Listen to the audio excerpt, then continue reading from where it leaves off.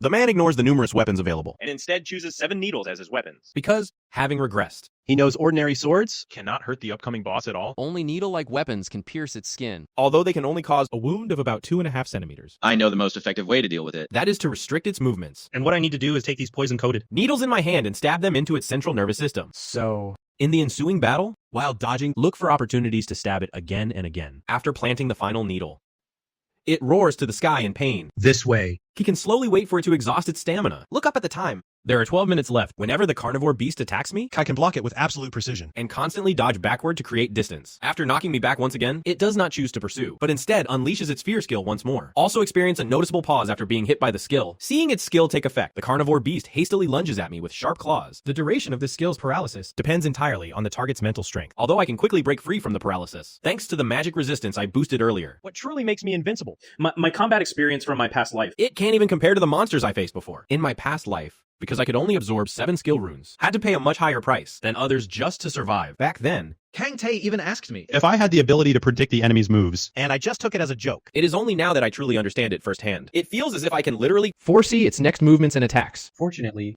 upgraded my stamina and strength earlier. Otherwise, even if I could predict Its next move, it would be hard to dodge. At this moment, Park Soo-yul and his group also spot, fighting the carnivore beast. Watching the battle from such a close distance leaves them utterly shocked. They never expected that I would actually dare. So face this monster all alone. Moreover, seeing how relaxed and at ease I look, They can't help but suspect. that I might not need to collect their runes at all.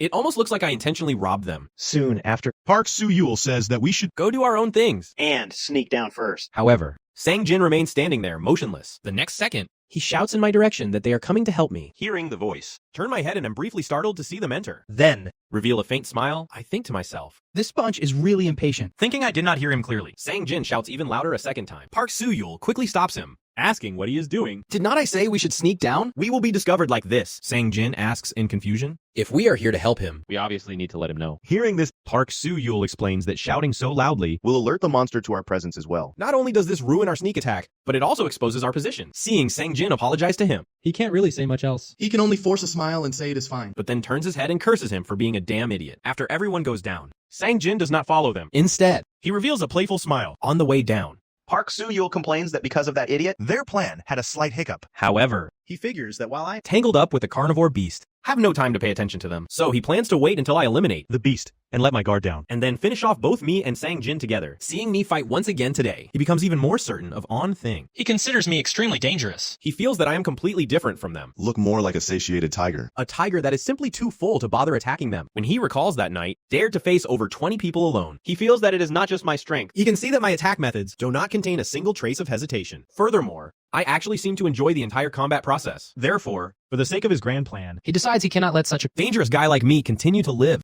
Serenity as long as he gets rid of me. The rest are just small fry. After walking a bit further, they stop to observe the situation before heading down. The red-haired woman says there should not be any problems. Because she sees the carnivore beast's movements. have noticeably become sluggish. Just as she turns around to look for Sang Jin, the platform they are on suddenly begins to tremble violently. Immediately after, massive boulder falls. From somewhere above, unable to bear the weight of the stone, the platform collapses, and those standing on the platform are sent crashing heavily to the ground. Although they can't figure out why, a perfectly fine platform would suddenly collapse. They think it does not matter if they are discovered. After all, Seeing me fight the carnivore beast, for so long, must be exhausted by now. But in the next second, the carnivore beast appears right in front of them and casts its fear skill on everyone. they do not have high magic resistance like me. Let alone any combat experience. So in an instant, all of them are frozen in place. At this moment. They realize this is completely different from what they saw from above. Looking at so much delicious food in front of it. The carnivore beast opens its mouth and licks its teeth, ready for a feast. However, Park Soo-yul thinks that, although they missed the chance for a sneak attack, With me around, we can definitely kill this beast. But when they turn their heads,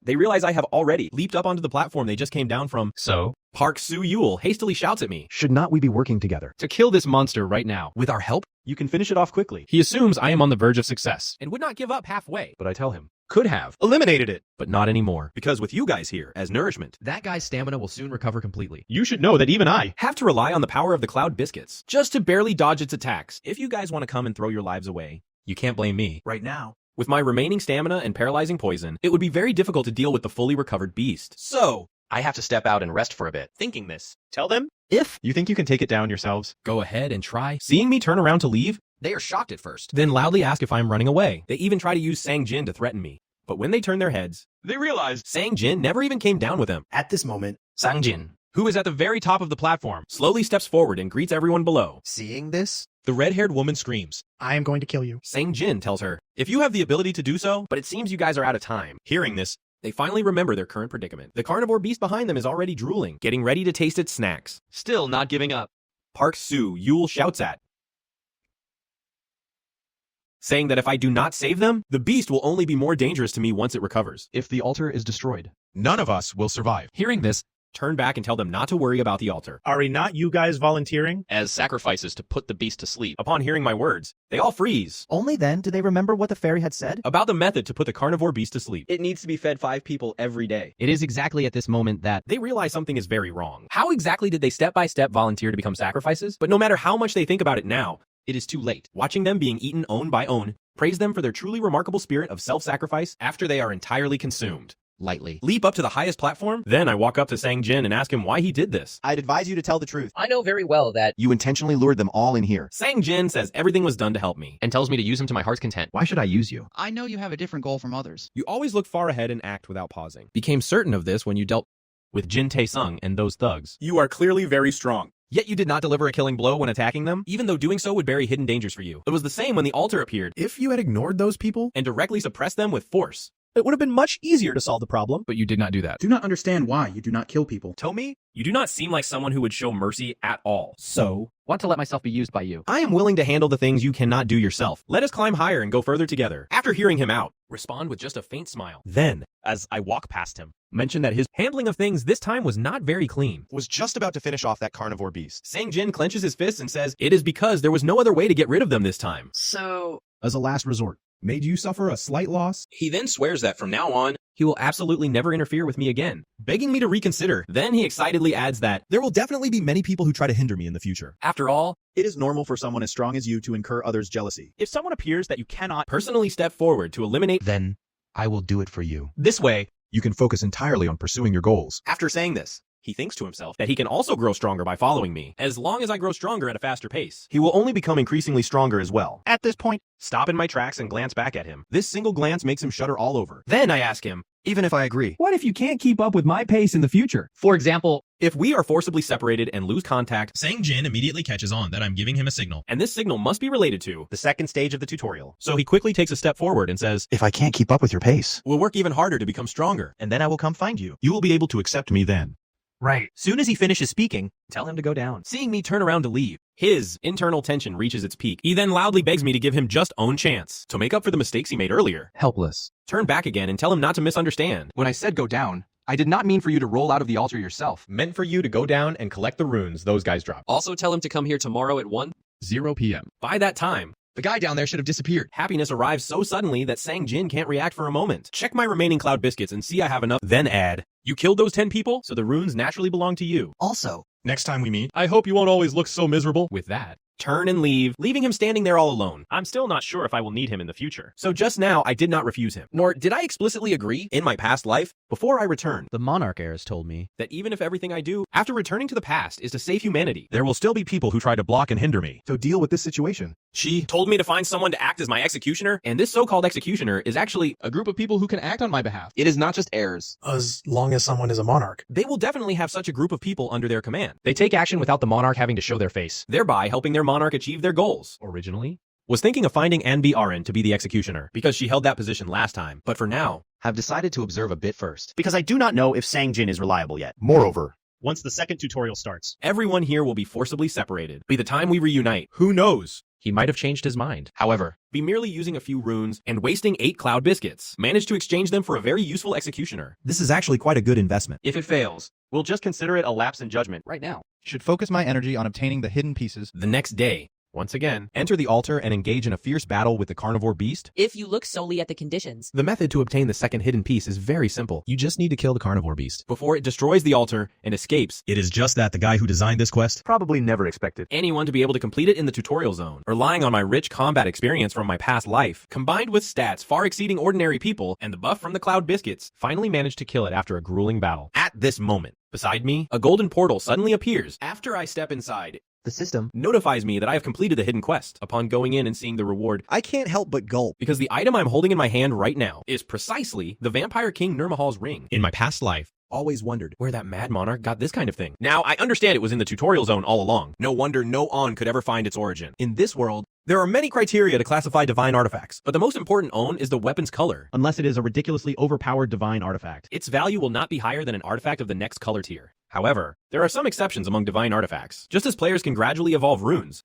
there are also growth-type divine artifacts that can change their color by absorbing runes. Among them, the strongest are the numbered series artifacts, and the On number 9 is exactly This Nurmahal's ring in my hand. In my previous life, it belonged exclusively to Clementine. Although it is part of the numbered series, there is not just On such item. But back then, this ring only ever appeared in Clementine's hands. Using the 8 authorities he obtained back then, he was virtually unstoppable and invincible. To think that such a divine artifact Has actually fallen into my hands now. Although I figured the reward for completing such a difficult quest would be generous. Never expected it to be a single-digit numbered item. The moment I put on the ring, the system notifies me that currently, only On authority can be unlocked. I check and see it is a skill called Authority. destruction. It can nullify personal traits and abilities, including passives and active skills. Although it requires direct physical contact with the target, and the nullification automatically lifts after a set time limit, this is still essentially a very powerful silent skill. immediately after, open my status panel to take a look. If I want to make better use of this ring, Must take own of my stats. and upgrade it to a colorless rune, Now that I have an active skill I can cast. It seems I will need to absorb more magic runes later. it's for balancing my stats. We'll consider that later, after sorting everything out. Walk out of the magic altar. Seeing me come out. You. Kiri's over to me. She had previously heard from Sang Jin about my battle with the carnivore beast. Before she can ask me more about the situation, She is stunned by the sight behind me, because after the countdown on the tower ends, the carnivore beast is not released. Instead, The entire tower simply vanishes into thin air. tell her Did not I say it already? Would take responsibility and get rid of it. Looking at my handsome Cold face and the strength. that once again shattered everyone's understanding, her heart unwittingly begins to pound wildly. realizing she has lost her composure a bit, She quickly turns around. behind us. Sang Jin sees that I have indeed succeeded, confirming that his choice was right, Then I walk up to Ryu Mihi. and say, There should still be some time. before the next tutorial starts. Let us continue hunting. But this time, You Mihi does not. closely follow behind me like she usually does. She stands there and says she plans to join another team. Hearing this, turn back and shoot her a puzzled look. She then explains that with her current strength, She does not have the right to stay by my side. Besides, If she keeps following me, She will inevitably become unconsciously dependent on me. therefore, she plans to accept Sang Jin's invitation and join his team. Sang Jin. Standing to the side, also expresses his welcome. Look at her and think to myself,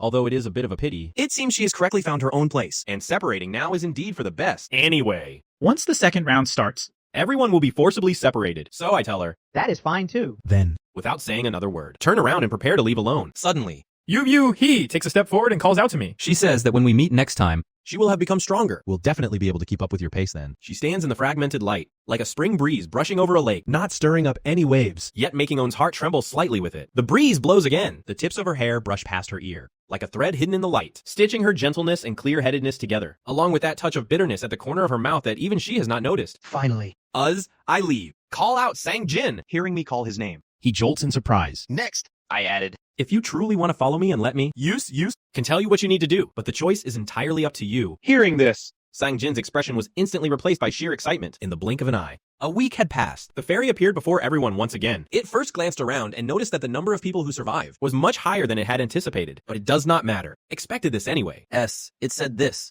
Its gaze drifted toward my position.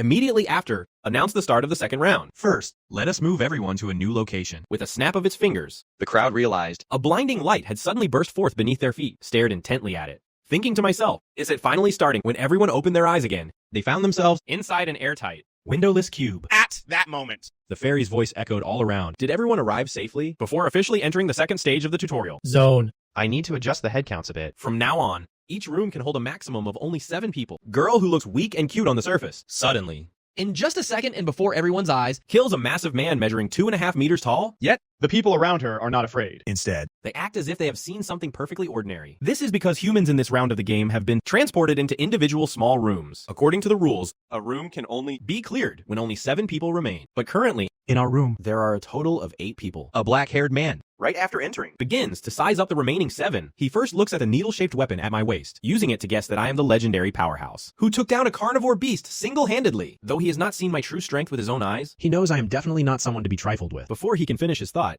long-haired woman steps forward and says that own person must be sacrificed. She then proposes that everyone introduce themselves and give a reason why they must stay.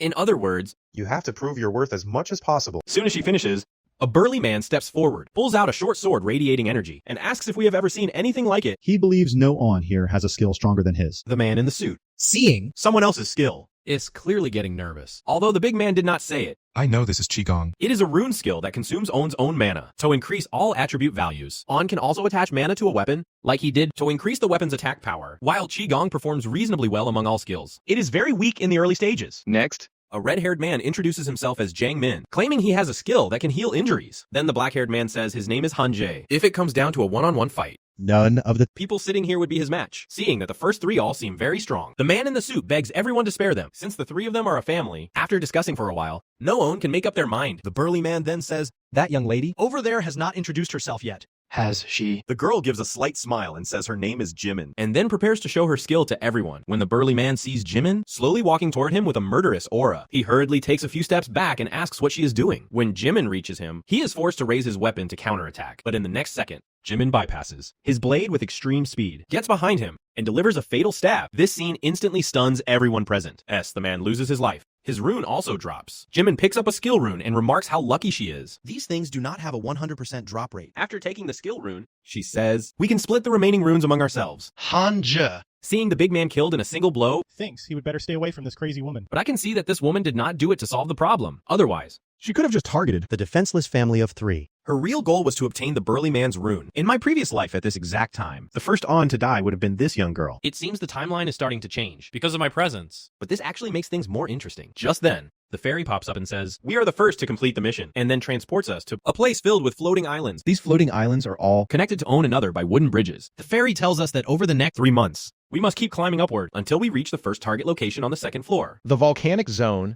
Only by passing this newbie tutorial does the world of adventure truly begin. With that, it vanishes again, leaving us there, take the lead and guide them toward the first floating island. Behind me, Hanja notices that since arriving here, Have not said a single word. he calls out to me. Saying we will be together for 3 months. So we should get along and communicate more. However, I can't be bothered with him and keep walking. Suddenly, the man in the suit lets out a scream. Everyone looks back and finds that the wooden bridge behind us is continuously collapsing. Oh, Own dares to hesitate they turn around. and run quickly in my direction. Once they reach the island, Before they can even catch their breath, the fairy reappears and says it forgot to mention On thing. As time passes, these islands will slowly collapse starting from the bottommost On, though everyone complains internally that it should have said this sooner, No one dares to speak up. fearing they might upset the fairy and get killed. Han just sees me moving forward again and asks where I'm going. But I continue to ignore him. Jimin. However, has noticed from the previous events That there seems to be something different about me. so She suggests that everyone follow behind me. because she sees how confident I look. She guesses that I must know something. After walking for a while, we enter a dense forest, Hanjay complains that we have been walking for hours. but have not seen the bridge to the next island.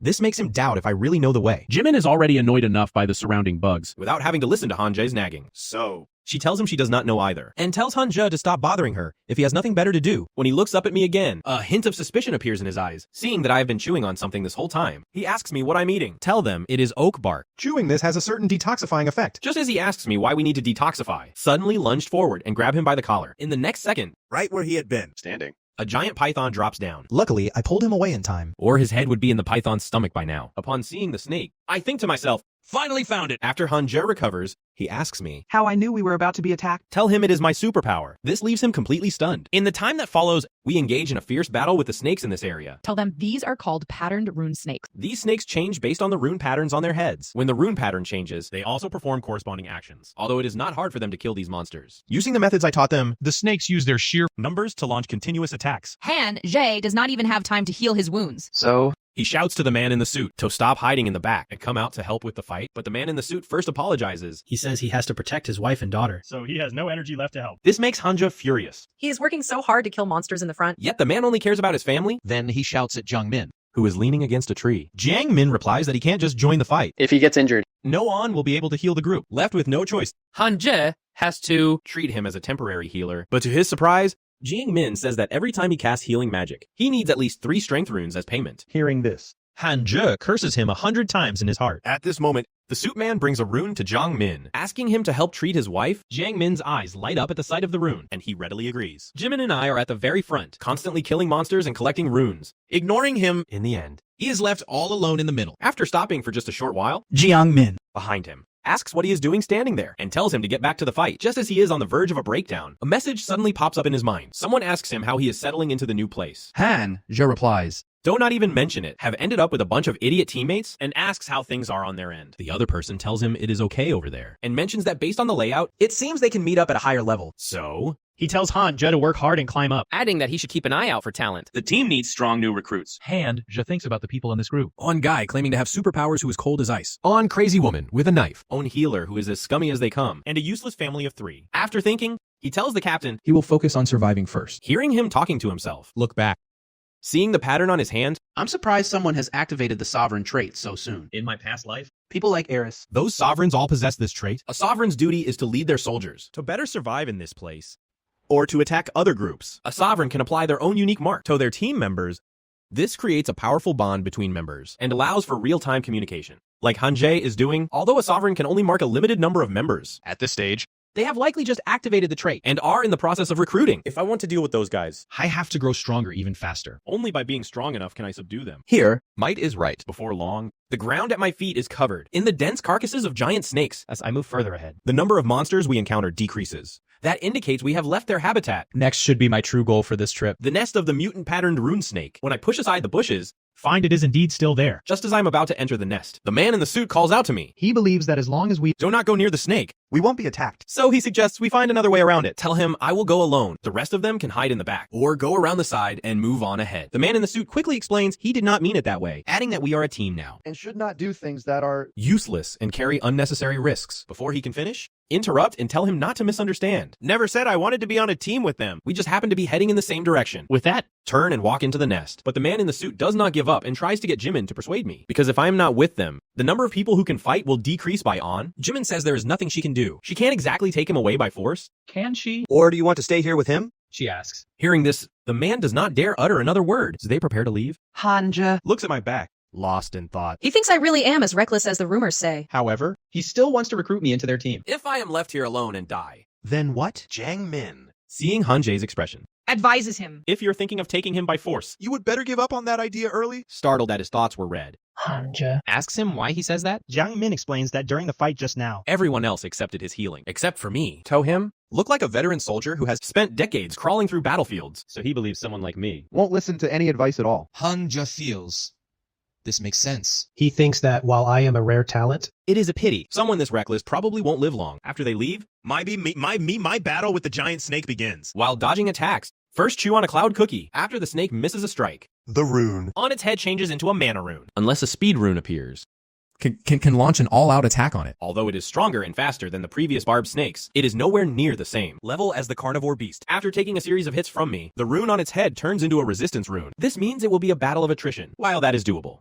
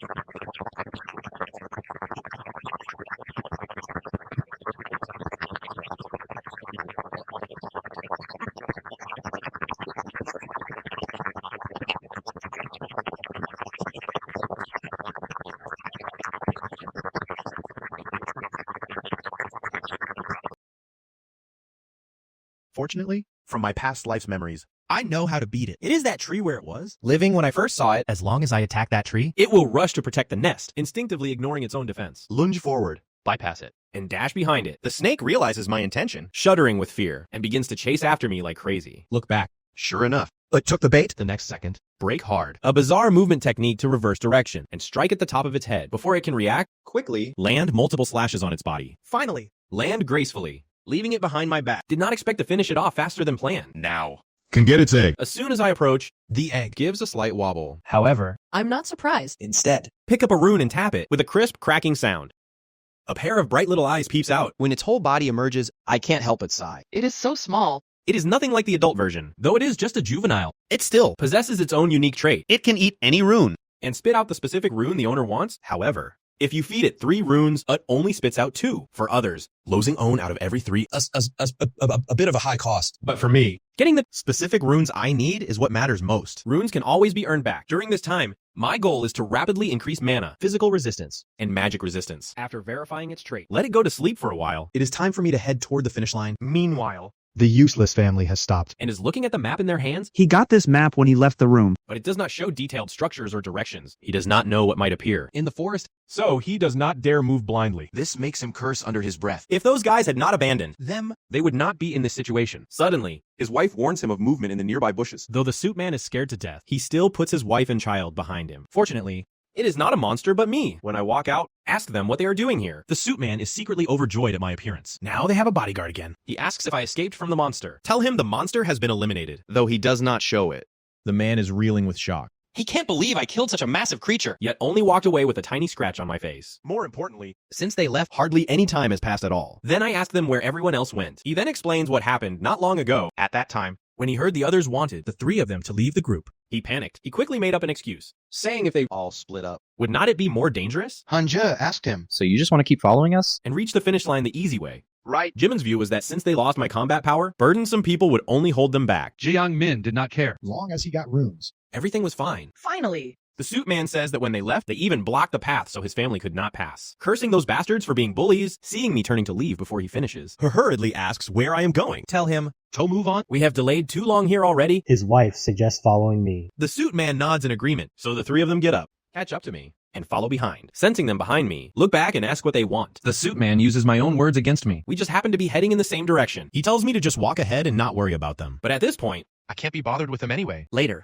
find another monster habitat in no time at all. Turn the whole family of monsters, young and old, into runes. Then I let out the rune snake. To eat the runes I do not want. The rune snake is very excited to eat. If it were growing under normal circumstances, Where would it get so many runes to eat? after cleaning up, open the info panel to check my stats. My strength has been upgraded to colorless, and other values are several times higher than average. This will make fighting much easier. Meanwhile, that family watches from a distance behind the bushes. The young girl. Seeing my agility. Remarks that I seem to be getting stronger and stronger. The wife adds that they are lucky I did not drive them away. When the girl offered to help with the fight, She was harshly scolded by the man in the suit. His only goal was to leave this place safely. While they were talking, had already gotten up to leave. Seeing this, the 3 of them hurriedly ran to catch up. After following me for a while longer, they suddenly came to a halt. A look of hesitation appearing on their faces, because at that moment, was about to enter a dark tunnel. In the end, they gritted their teeth and followed me inside. Upon exiting the tunnel, we found the area was already crowded with other players. Instantly. The family of 3 was overjoyed. They never expected they could actually reach the end safely. When Hanja and the others heard the commotion and turned around to see me,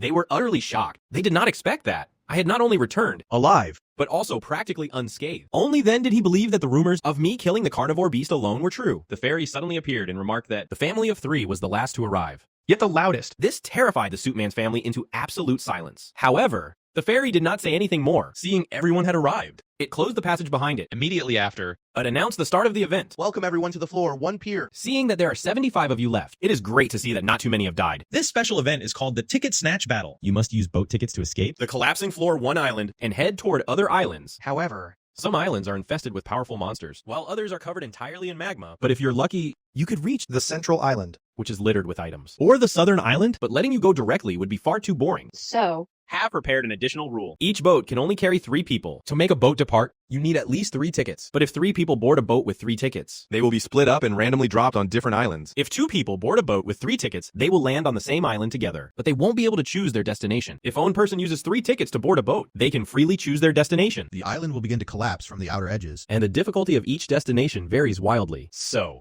choose the method that benefits you the most at this time. Everyone was listening intently to the rules, but to me, these rules were already etched in my mind. Finally, it said that there were about 30 minutes left before the floor 1 island collapsed completely. There are currently 25 boats docked at the shore. With that said, announce the start of the game. Please use any means necessary to survive. The fairy's voice faded. The battle officially broke out. Among them were many former teammates, who ruthlessly turned on each other for a single ticket, looking at the scene before me. Sighed. Just like last time. It was absolute chaos. Suddenly, someone came forward and called my name, then threw themselves onto their knees with a thud, begging me to help their family. Even though the man was clearly the strongest player in the game, he was reduced to a discarded pawn in an escape stage, as the island was about to collapse. There was only one seat left on the escape boat, just when the survivors expected me to save them like I used to. Unexpectedly slaughtered everyone present, plundering the runes they dropped. As a regressor, saving the world was originally my destiny, but I knew well that the deadly poison would soon melt them alive. Rather than letting them suffer to death in despair, it would be better for me to grant them release. The purpose of my regression is not to save everyone, but to quickly grow stronger to defeat the final enemy. Just on second after the game was announced to begin, the crowd immediately started fighting over a single boat ticket, ruthlessly killing their own companions beside them. At this moment,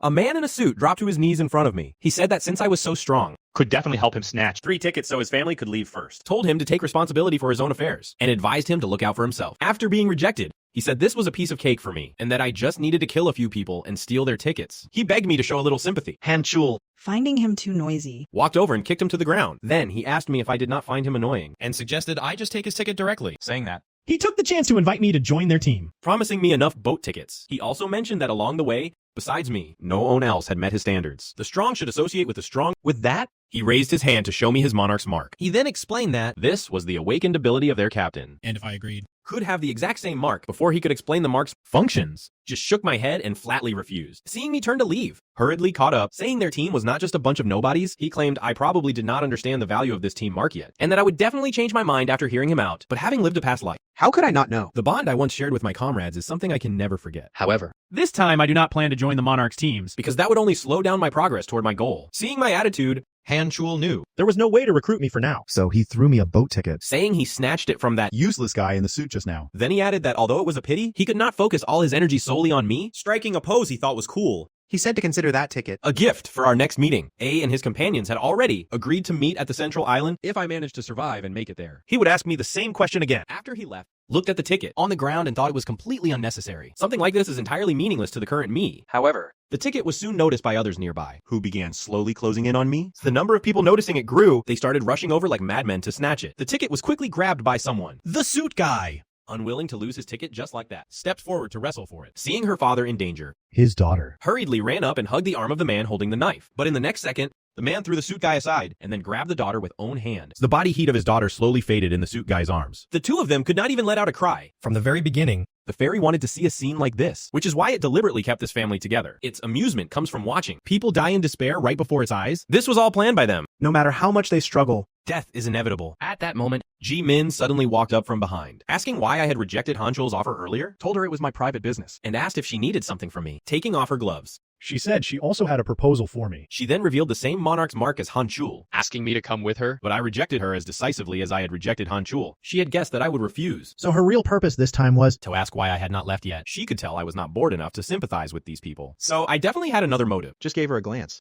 and she managed to read some information from it. So she tactfully took her leave. Soon, those with relatively stronger abilities had all secured their tickets and left. Now, only the last boat remained docked at the shore. So, from this moment on, no matter what happens on this island, the people up there won't know. Moreover, the ones left behind are all people who can't even protect themselves. The very people I should save. They desperately yearned for me to take them along, but I clearly knew that the fairy's authority was quite absolute within the tutorial area. Therefore, I had absolutely no way to save them all. Turned around and looked at them, thinking that doing my best was enough. If I were to fail here, all my previous efforts would be in vain. With that thought, gripped my weapon tightly and muttered a quiet, "I am sorry" to all of them. Knew what their fate would be. If they could not make it to the next island, the fairy would happily watch. Serenity as they slowly melted in the toxic sea below. The agonizing pain of 10,000 needles piercing their hearts would make them feel that death itself was a blessing. Rather than letting them be exploited after suffering endless torture, it was better for me to give them a quick end. The last words I said to them were, "Blame me if you want to, but consider this. Me doing you a favor. Before I even raised my weapon, killing intent seeped through the cracks like frost on the back of a newly licked blade. My eyes were like lightning hidden in shattered ice as my Adam's apple bobbed. The word goodbye carried the scent of blood. Moments later, the gray of my hoodie blended into the blue sky. Me messy hair was blown by the blood-scented wind. The blue sky was so bright. So bright that I did not dare look back. After getting on the boat, took out the runes they dropped, and fed the ones I did not need to my rune snake. The fairy, who had watched the whole process, was left wanting more. It flew over and praised me for my impressive ruthlessness, saying I truly lived up to being their highly anticipated rising star. Just thought everything happened a bit too fast, and admitted it had not expected me to do that. It also told me to rest assured, promising it would never utter a word about this to anyone. After doing all this and obtaining massive amount of runes, felt no regrets. Because I returned here not to save everyone, but to defeat the ultimate enemy. Therefore, I cannot allow myself to waver in the slightest. Must firmly keep moving forward. Me next destination is the Central Island. Right in the middle of the Central Island lies a massive castle. Once the number of people on the island reached over 1,900, the fairy announced the start of the game. There are only 3 vital points regarding the Central Island. First, protect the crystal inside the castle. Second, explore the exclusive dungeon instance here. It is filled with all kinds of opportunities and rewards that allow players to quickly grow stronger. Third, survive for an entire month under the siege of monsters. Initially, during the morning, everyone thought it would not be too difficult. The enemies were just mindless skeletons that only knew how to charge. But before night even fell, they completely changed their minds. Because it seemed like these skeleton soldiers could never be wiped out. Wave after wave, they relentlessly attacked the castle. At this time, inside the castle's council chamber, a man slammed the table, declaring that rules had to be made. It was only the first day, and the monsters had almost breached their defenses. He questioned the other 3 people present, asking how long they planned to just sit and watch if things continued like this. Let alone protecting the crystal. Even they themselves would be annihilated by the monsters. The man speaking was Park Jung-wook, the monarch of the MK clan. At this moment, An Ju-hyun, the monarch of the Hwajeong clan, noted that the other monarchs had not arrived yet, suggesting they save this discussion for later. Then, Hong Si-ah, the monarch of the Noah clan, said that since all the influential monarchs were present anyway, it did not matter if they discussed it now. Finally, Lee Kuktae, the monarch of the Smoke clan, asked everyone what they should do now. Park Jung-wook stated that the biggest problem at the moment was the lack of defensive forces on the walls. So, he proposed forcing those who had not participated in the battle to join the fight. Hong Si-ah reminded him that they had no way of controlling players who did not belong to any clan. Park Jung-wook immediately replied that he never expected those rogues to obey willingly anyway. They could just subdue them with force. The monsters would launch another attack in 3 hours, and no one could guarantee they would hold the line this time. We can't just sit back and do nothing. Lee Kuktae argued that even if their clans joined forces, success was not guaranteed. Right now, the most pressing issue is that the number of people heading to the dungeon instance keeps growing. The number of players currently flocking to the dungeon already matches the combined total of all our clans. What is more, they even gave their organization a ridiculous name. The Anti-Dungeon Coalition? Not only did they refuse to help, but they also focused entirely on defending against us, left with no choice. Park Jung-wook could only suggest letting frontline clan members go to the dungeon first to boost their strength. Hearing this, An Ju-hyun quickly stood up and asked if they did that, who would be responsible for the defense during that time. If they really had to go. They could only send a small number of members first. Looking at the mess in the meeting room, Hong Si-ah cursed under her breath. If right from the start, all 1,900 people had defended properly, they would not have fallen into this predicament at all. Initially, knowing that once the walls fell, everyone would die. Almost everyone participated in the defensive battle, but suddenly, someone ventured into the dungeon alone and acquired a pretty decent artifact. This made everyone else red-eyed with envy, causing massive waves of people to flock to the dungeon. Just as she was racking her brains over how to manage the defense for the next month, Ji-min suddenly opened the door and walked in. Happily. Calling her sister. Hong Si. Told her to bring it up later. She had a splitting headache right now. Ji-min told her she was not here to joke around, and that she brought some extremely important good news. When she heard Ji-min say a man had suddenly appeared, and single-handedly taken on the entire anti-dungeon coalition, she could hardly believe her ears. The other monarchs were also utterly shocked upon hearing this news. Meanwhile, the plaza outside the castle was already packed with people. A member of the anti-dungeon coalition was kneeling on the ground, begging for mercy non-stop. He claimed they had planned all along to hunt for 2 more days before returning to swap shifts. But before he could finish his sentence, a sharp spike pierced deeply into his shoulder, and the one holding the long needle was exactly at this moment, chewing on a cloud biscuit, declared, starting tomorrow, everyone goes up to fight. With that, slowly walked toward the man on the ground, trembling as he backed away. He could not figure out why he felt my rune stats were lower than his, yet he did not even have the power to fight back. After walking right up to him, simply demanded that he hand over my weapon. Seeing my arrogance, The other members of the anti-dungeon coalition stepped forward and asked who the hell I thought I was, daring to order them around like that. Then, pulling out a dagger from his jacket, one of them charged rapidly at me, took a glance, and noticed that the opponent's weapon was infused with other abilities. This was considered pretty good among colorless artifacts. However, before he could even reach me, dodged and struck his chest with a palm strike, simultaneously activating my ring's silent skill. Immediately, He realized all the properties on his blade had vanished, and he could not use any of his own skills either. What shocked him even more was that even a regular artifact should not fail to pierce my skin. He did not dare imagine just how high my resistance was. Before he could finish his thought, Me fist had already smashed into his face. However, did not deal a fatal blow, because he was also a crucial resource. Then I apologized to the others For resorting to such drastic measures right off the bat, because I knew that if I tried to persuade them nicely, You bastards would not have listened anyway. after hearing my words, the surrounding crowd did not dare make a single sound. Even the monarch standing above the plaza Were intimidated by my overwhelming strength. Following that, called all 4 monarchs into the meeting room together. Park Jung-wook realized that I was the top-tier powerhouse, Han Chul had mentioned to him earlier. but he wondered why I had a magical beast on my shoulder. Once they were all seated, stated that starting tomorrow, the anti-dungeon coalition and the clans would merge, taking turns between hunting and defending. If anyone had any objections, they should raise them now. Since if they do not join your clans anyway, you have no way to command them. So... Pick some useful guys and take them back to your clans. Have already made the bastards outside obedient. So there is no need to worry about anything else. Hong Si-ah naturally knew this was undoubtedly a good thing for them. but she could not understand my intentions behind doing this. In the next second, Lee Kuk-tae voiced her exact thoughts. Asking why I was doing this? Because I possess the power to suppress everyone. Yet I refuse to join any clan. He found it hard to believe I did this without an ulterior motive. Told them that as long as they could form a basic set of rules and a system, would not interfere any further. But Lee Kuk-tae remained persistent, arguing that it was entirely possible for me to suddenly change my mind and decide to wipe out the clan alliance. Hearing this, Stood up and said, did not want to debate this nonsense with them. You have absolutely no need to worry about me eliminating you in the future. With that, my body,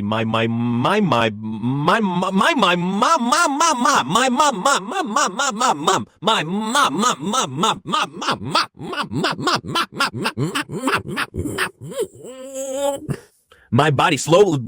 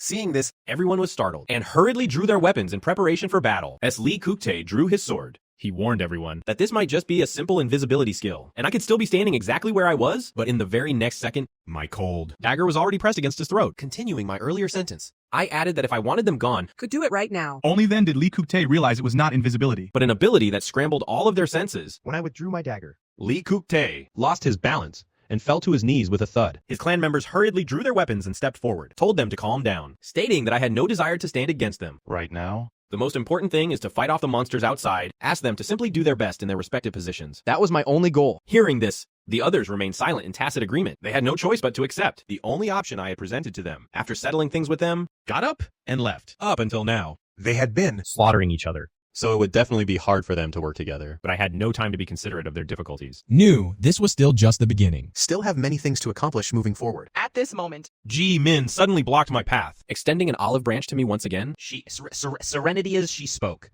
She stepped closer to me, stopping when she was just 2.5 centimeters away. She blew a breath softly against my chest. She claimed she genuinely wanted to. Invite me to join their clan this time. Does not Appa feel lonely being all by himself? Or is there already someone in your heart? I heard you were very close to a woman named You Mihi back at Gangnam Station. Could it be? She stopped speaking at this point, looking up to see if I had any reaction. She figured she might have guessed wrong. Dismissing the thought, She continued to sweet talk and invite me, but I completely ignored her and walked right past. As I left, Told her I needed to check on the city walls. Only after walking some distance did I finally breathe a sigh of relief. Cursing under my breath at that annoying vixen. Following another round of attacks, the scene on the city wall displayed the tragic reality of the recent battle. Han Chul was up there, directing people to Carry the wounded down for the healers to treat, while ordering his subordinates to report their clan's casualties from the fight. Subordinate reported that their defense had become much more stable compared to the start. Every station was properly manned, and there was no shortage of personnel. The guys who fled from the anti-dungeon coalition were uncooperative at first, but ended up doing a decent job later. After the report, a clan member noted that, thanks to the people from the anti-dungeon coalition, our losses were not as devastating this time. He had not expected those guys to work so hard. Hearing this, Han Chul remarked that they did not have a choice. Because standing on the wall was a guy 100 times more, terrifying than the monsters staring them down, seeing me single-handedly deal with a massive horde of magical beasts again today. He had extended multiple invitations to me during the fight. However, firmly rejected him every single time. This frustrated him immensely. But there was nothing he could do. Just when he thought they could securely fend off the magical beasts, Be simply maintaining their current state. a rift suddenly tore open in the sky. That fairy's head poked out from within. When its whole body emerged, Everyone clearly saw that it really was that bringer of disaster. The crowd cursed inwardly,